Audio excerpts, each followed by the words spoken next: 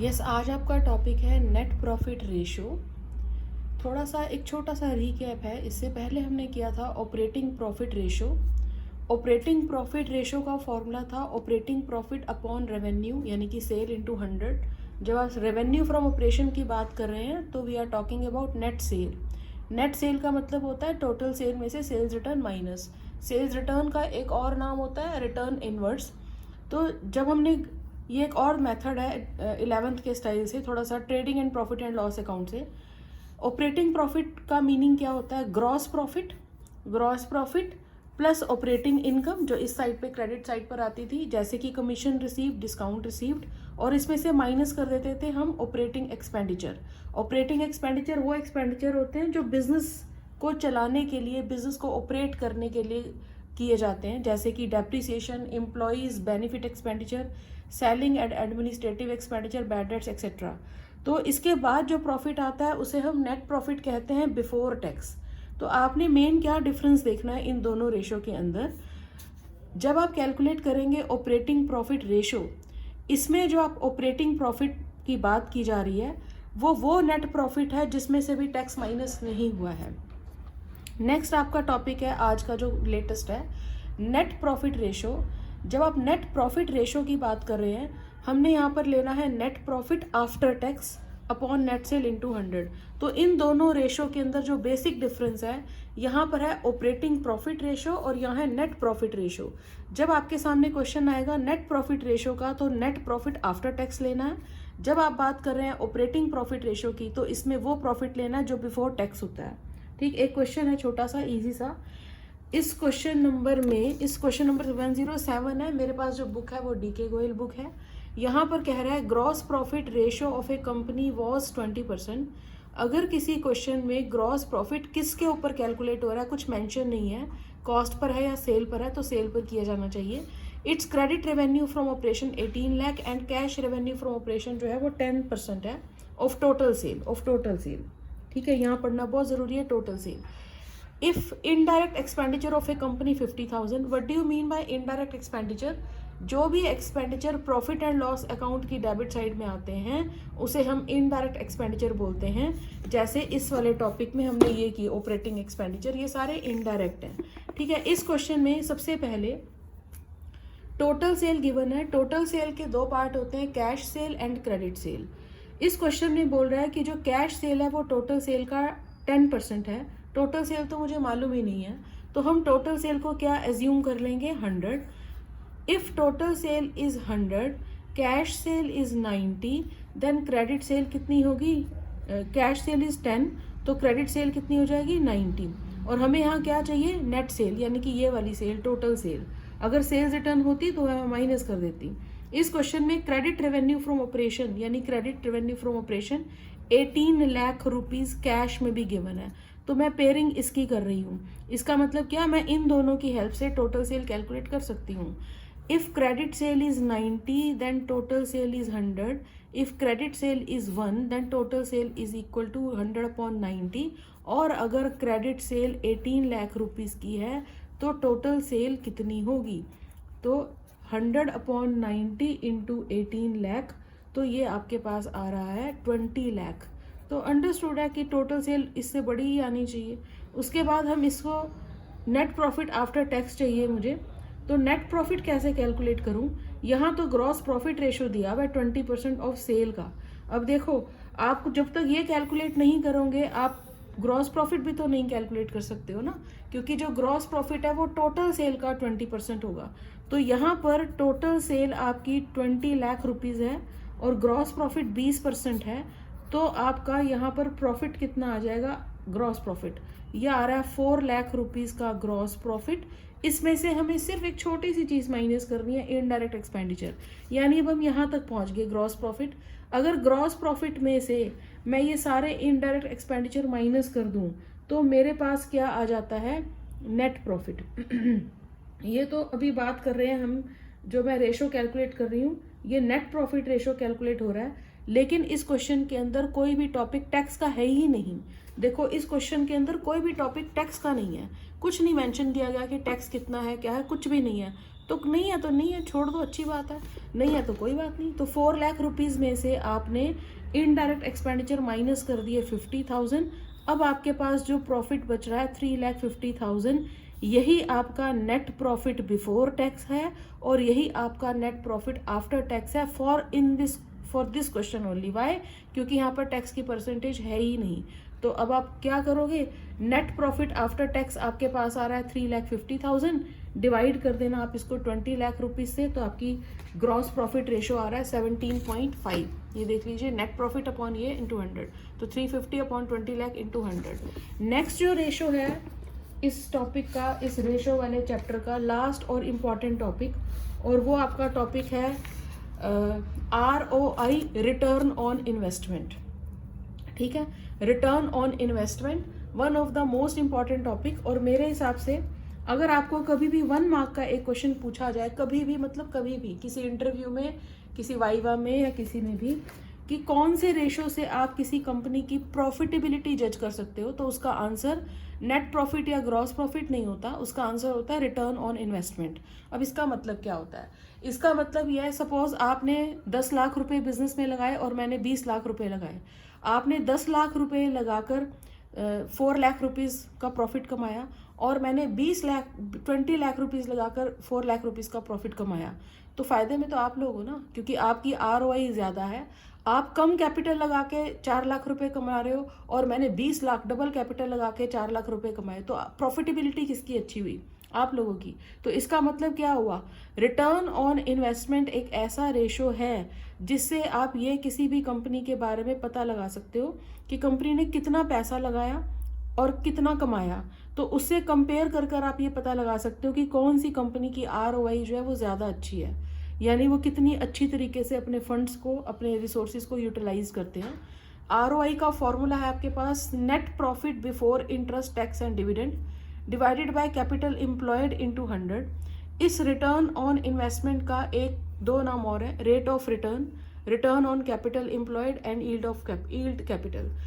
Capital employed calculate करने के 2 method हैं, एक होता है लाइबिलिटी साइड अप्रोच और एक होता है एसेट साइड अप्रोच। इसका मतलब क्या है, अगर न्यूमेरिकल के अंदर, आई होप अभी तक स्टूडेंट्स को बैलेंस शीट समझ में आ गई होगी। अगर पूरी बैलेंस शीट गिवन है तो बैलेंस शीट की कोई भी एक साइड का टोटल गिवन हो, जैसे एसेट साइड का टोटल गिवन है तो ऑफ कोर्स अंडरस्टूड है लाइबिलिटी का भी टोटल उतना ही होगा। कभी कभी क्वेश्चंस के अंदर बैलेंस शीट ना दे करके कुछ आइटम्स दी जाती हैं related to the balance sheet, तो उनकी हेल्प से आपको खुद ही डिसाइड करना होगा कि आपको लाइबिलिटी साइड अप्रोच पिक करनी है या एसेट साइड अप्रोच पिक करनी है। जैसे अगर आप कैपिटल एम्प्लॉयड कैलकुलेट करने जा रहे हो with the help of liability side approach, तो इसमें कैपिटल एम्प्लॉयड कैसे कैलकुलेट होती है, share holder fund plus non current liability. What do you mean by share holder fund? Share capital यानी प्रेफरेंस और इक्विटी शेयर, और reserve and surplus. Reserve and surplus में 4 चीज़ें आती हैं, general reserve, security premium reserve, capital reserve और credit balance of profit and loss account. Account नहीं, credit balance of profit and loss, क्योंकि एक कंपनी अकाउंट नहीं स्टेटमेंट बनाती है। नॉन करंट लाइबिलिटी, अब आप इन दोनों, नॉन करंट लाइबिलिटी में लॉन्ग टर्म डेट आते हैं, debentures long term provision public deposit आता है, लॉन्ग टर्म लोन आता है बैंक से लिया गया, तो इन दोनों को ऐड कर दोगे कैपिटल एम्प्लॉयड। अगर आप कैलकुलेट कर रहे हो capital according to asset side approach, तो non current assets plus working capital, या आप ऐसे कर सकते हो non current asset plus current asset minus current liability, तो ये दोनों वर्किंग कैपिटल ही तो हो जाता है। एक न्यूमेरिकल है, अच्छा न्यूमेरिकल है, ये मैं बुक में बता रही हूँ, आप लोगों को जरूर देखना जूम करके भी देख सकते हो बाद में वीडियो को, जिसके पास ये बुक नहीं है तो। इक्विटी एंड लाइबिलिटी गिवन है इस क्वेश्चन के अंदर, share capital, reserve and surplus. It is understood कि when you are talking about reserve and surplus, reserve and surplus में यहाँ पर इस क्वेश्चन में तो नोट नंबर 1 लिखा है, तो नीचे देखो रिजर्व में लिखा हुआ है 5,000 रुपये और प्रॉफिट लिखा हुआ है 65,000। जो ये 65,000 का प्रॉफिट लिखा गया है, ये वाला 65,000 का प्रॉफिट सिर्फ करंट ईयर का प्रॉफिट है। ओके, बहुत इंपॉर्टेंट चीज़ है ये। और जो रिजर्व है वो तो पिछले साल से भी चल रहे होंगे। नॉन करंट लाइबिलिटी में आपके पास क्या आ रहा है, long term borrowing, long term provision. जहां पर भी कोई नोट नंबर लिखा हो उसे पढ़ना जरूर चाहिए। अब देखो यहाँ पर लॉन्ग टर्म बोरिंग में नोट नंबर 2 और यहाँ 1 लाख लिखा है और नीचे लिखा हुआ है 15% डिबेंचर 1 लाख। क्या जरूरत थी ये लिखने की और बताने की, सिर्फ एक चीज के लिए कि 1 लाख के ऊपर 15% का हमारे पास क्या है, इंटरेस्ट ऑन डिबेंचर। उसकी जरूरत तो हमें है ना, क्योंकि net profit before interest and tax का डिस्कशन है। तो यहाँ पर 1 लाख का 15% जो होगा वो इंटरेस्ट ऑन डिबेंचर होगा। एक और इम्पॉर्टेंट चीज, जो बच्चे बहुत अच्छे से स्टडी करते हैं, पढ़ते हैं, उन्हें ये बात बहुत अच्छे से सीख लेनी चाहिए कि जो ये 65,000 का प्रॉफिट लिखा गया है इस क्वेश्चन के अंदर, ये इंटरेस्ट ऑन डिबेंचर को, जो इंटरेस्ट देना था हमने डिबेंचर्स के ऊपर 15,000 का, वो माइनस करने के बाद ही आया होगा। क्यों? क्योंकि interest on loan is a charge against profit. Question आता है, what is the nature of interest और डिबेंचर या loan, it is a charge against profit. इसका मतलब अंडरस्टूड है कि जो करंट ईयर का 65,000 का प्रॉफिट लिखा गया है उसमें ये इंटरेस्ट ऑलरेडी 15,000 का माइनस हो चुका होगा। अब मैं इस क्वेश्चन को दोनों ही अप्रोचेस से समझा रही हूँ कि अगर हम इसे लाइबिलिटी साइड अप्रोच से करें या एसेट साइड अप्रोच से करें तो कैसे करना चाहिए। लेफ्ट हैंड साइड में मैं लाइबिलिटी साइड अप्रोच लिख रही हूँ, यहाँ पर मैं क्वेश्चन कर रही हूँ लाइबिलिटी साइड अप्रोच से, ठीक है, लाइबिलिटी साइड अप्रोच से, और यहाँ टॉपिक हो रहा है एसेट साइड अप्रोच से। ठीक, अगर इस क्वेश्चन में हम देखें, सबसे पहले जो मेरे सामने प्रॉब्लम है वो कैपिटल एम्प्लॉयड कैलकुलेट करने की है। कैपिटल कैसे कैलकुलेट कर लूँ, share capital plus reserve and surplus plus long term borrowing. Clear? अगर मैं एसेट साइड की बात कर रही हूँ, सॉरी लाइबिलिटी साइड की बात कर रही हूँ, तो इसमें शेयर कैपिटल मेरे सामने आ रही है 2 लाख रुपीस की, और रिजर्व एंड सरप्लस, यार जब वो रिजर्व एंड सरप्लस की बात कर रहा है, अगर मैं 70,000 उठा लूँ डायरेक्ट तब भी ठीक है, अगर मेरे कॉन्सेप्ट्स क्लियर हैं तो। अदरवाइज देखो ना, रिजर्व एंड सरप्लस में लास्ट ईयर के रिजर्व देखो, हमने भी पढ़ाया बच्चों को, when you are talking about reserve and surplus, reserve and surplus में 4 चीजें आती है। क्या? Security premium reserve, capital reserve, general reserve, credit balance और प्रॉफिट एंड लॉस। तो 4 चीजें नहीं है तो क्या हुआ, 2 तो है ना। कोई छोटा, कोई जनरल रिजर्व है 5,000 का और क्रेडिट बैलेंस और प्रॉफिट, तो यही दोनों ले लो। तो टोटल कितना हो गया, रिजर्व एंड सरप्लस 70,000 का। उसके बाद लॉन्ग टर्म बोरिंग है आपके पास, लॉन्ग टर्म बोरिंग में सिर्फ 1 लाख रुपए के डिबेंचर हैं, वो आपने इसके अंदर लेने हैं, और एक लॉन्ग टर्म प्रोविजन है। तो 1 लाख रुपए के debenture plus long term provision है इसके अंदर 30,000 रुपए का। तो अगर आप इस सब का टोटल कर देते हो तो ये 4 लाख रुपीज आ रहा है। तो कैपिटल एम्प्लॉयड इस मेथड से कितनी आ रही है, 4 लाख रुपीज। अगर हम बात करें एसेट साइड अप्रोच से, एसेट साइड अप्रोच में कहता है लॉन्ग टर्म एसेट, मतलब नॉन करंट एसेट्स 3,40,000 की नॉन करंट एसेट है, प्लस करंट एसेट्स हैं आपके पास 2,40,000। इन दोनों को ऐड कर दो, ये हो गया 5,80,000, और इसमें से सब्ट्रैक्ट कर देंगे हम करंट लाइबिलिटीज। ये है करंट एसेट, सब्ट्रैक्ट कर रहे हैं हम इसमें से करंट लाइबिलिटीज 1,80,000 की। तो आपके पास कैपिटल एम्प्लॉयड कितना आ रहा है, 4 लाख रुपीज। देखो दोनों मेथड से सेम आ रहा था, यानी ये तो 2 तरीके हैं कैपिटल एम्प्लॉयड कैलकुलेट करने के, लेकिन एक ही तरीका है net profit before interest tax, interest before interest and tax. उसके लिए क्या करेंगे, वैसे एंड डिविडेंड भी होता है इसमें, इसका एग्जैक्ट फॉर्मूला है net profit before interest tax and dividend, ROI का। तो इस क्वेश्चन में मुझे नेट प्रॉफिट तो लिखा हुआ है इस क्वेश्चन में 65,000, ठीक है। क्वेश्चन को ध्यान से देखें, नेट प्रॉफिट बिफोर इंटरेस्ट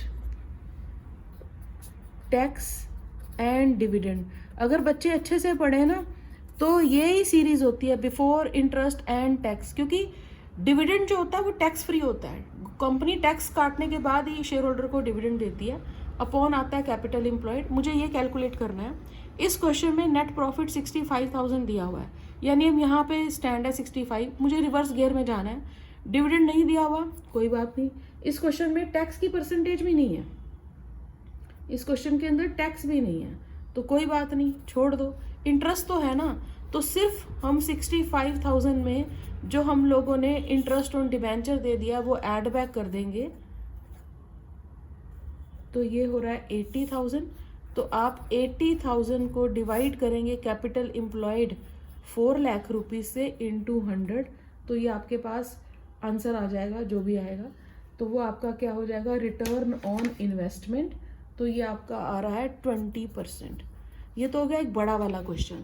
ये मैंने क्वेश्चन इसलिए बताया कि बच्चों को प्रॉपर वे में समझ में आ जाए कि कैपिटल एम्प्लॉयड का मीनिंग एग्जैक्टली हो क्या रहा है। अब 2 क्वेश्चन और करवा रही हूँ जो बहुत डिसेंट है, क्योंकि पेपर में आई थिंक क्वेश्चन की लेंथ थोड़ी छोटी ही आनी चाहिए। तो देखते हैं। एक क्वेश्चन है net profit after interest but before tax. इस क्वेश्चन को ध्यान से पढ़ना।